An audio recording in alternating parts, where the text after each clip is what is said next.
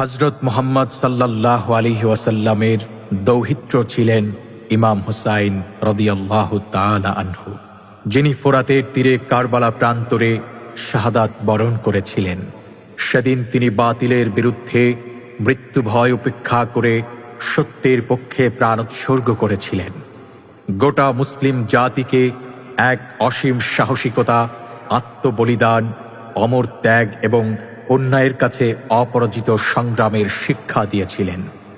আমি ইমাম হুসাইন রাদিয়াল্লাহু তাআলা আনহুকে পাইনি, কিন্তু তার সেই অসীম সাহসী সংগ্রামী চেতনায় উজ্জীবিত পীরে সরসিনা শাহ হুসাইনকে পেয়েছি।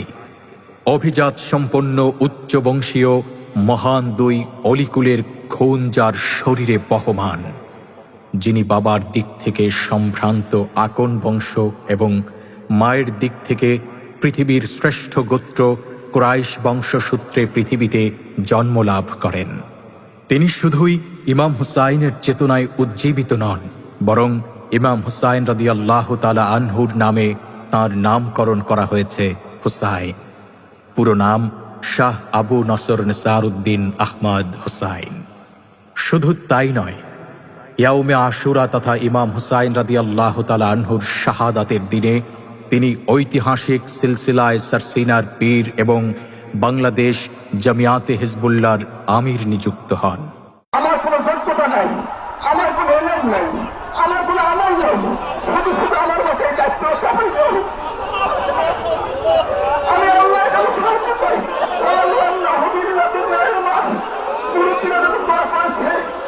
আমাকে বিশ্বাস করে দায়িত্ব দিয়েছে, আমি যদি বিশ্বাসঘাতক না হই, আমি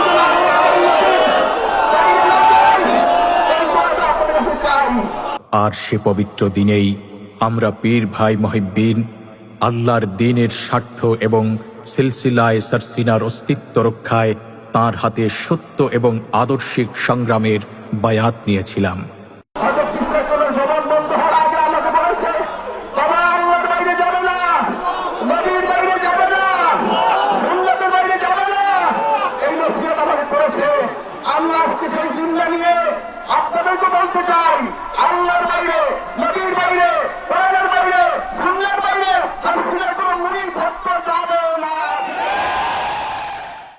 সেদিন তিনি বাবার কফিন সামনে নিয়ে যে অলৌকিক ভাষণ দিয়েছিলেন তা উপস্থিত জনমনে এক বিস্ময়কর প্রভাব সৃষ্টি করেছে, যার সাক্ষী এদেশের লক্ষ লক্ষ জনতা। সেদিন তাঁর ভাষণে আমি পীর নিসারউদ্দিন আহমদ রহমাতুল্লাহ আলাইহের বিচক্ষণতা লক্ষ্য করেছি। সেদিন তাঁর কণ্ঠে আমি বীর মুজাহিদ শাহ আবু জাফর মোহাম্মদ সালেহ রহমাতুল্লাহ আলাইকে শুনতে পেয়েছি। সেদিন তাঁর ভাষণে আমি শাহ মুহিবুল্লাহ রহমাতুল্লাহ আলাইহের অনড় অবিচলতা উপলব্ধি করেছি। সেদিন তাঁর ভাষণে আমি কুরাইশি খানদানের সাহসিকতা অবলোকন করেছি। পিতৃশূন্য ব্যথা বুকে চেপে সেদিন তাঁর ঐতিহাসিক ভাষণ পীরহারা বেদনা ভুলিয়ে আমাদের বুকে অসীম সাহস জুগিয়েছিল, আমাদের সামনে নতুন এক দিগন্ত খুলে দিয়েছিল। শুকনো মরুতে যেন ঝুম বৃষ্টির আগমন ঘটেছিল। এর মধ্য দিয়ে আমরা সেদিন পেয়েছিলাম তীক্ষ্ণ প্রজ্ঞা, অসীম সাহসিকতায় সমৃদ্ধ একজন যোগ্য অভিভাবক, যোগ্য রাহবার, যিনি ইতিমধ্যেই তাঁর ঈর্ষণীয় দূরদর্শিতা এবং সাহসিকতা দিয়ে হুজুর কিবলা রহমাতুল্লাহ আলাইকে হারানোর শোক, ভয় এবং শঙ্কাকে জয় করে নিয়েছেন। শোক, ভয়, শঙ্কা, সংকট সবকিছু পরাস্ত করে তাঁর দুরন্ত সাহসী নেতৃত্ব সিলসিলায়ে সরসিনার এক বিশাল জনগোষ্ঠীকে পুনর্গঠন করেছে। আমি বিশ্বাস করি 1988-তে জন্ম নেয়া এই তেজি তরুণ পীর শাহ হুসাইনের নেপথ্যে এক প্রবল অদৃশ্য শক্তি কাজ করে। আর সে প্রবল শক্তি হচ্ছে তার মাতৃকুল, পিতৃকুলের পূর্বসূরি জিন্দা অলিদের ফয়ুজাত তাওয়াজ্জুহ।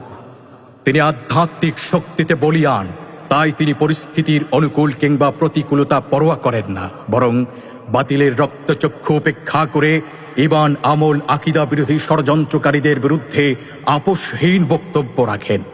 তার প্রতিটি কথা বাতিলের বক্ষ ভেদ করে কলিজায় কুঠার আঘাত হানে।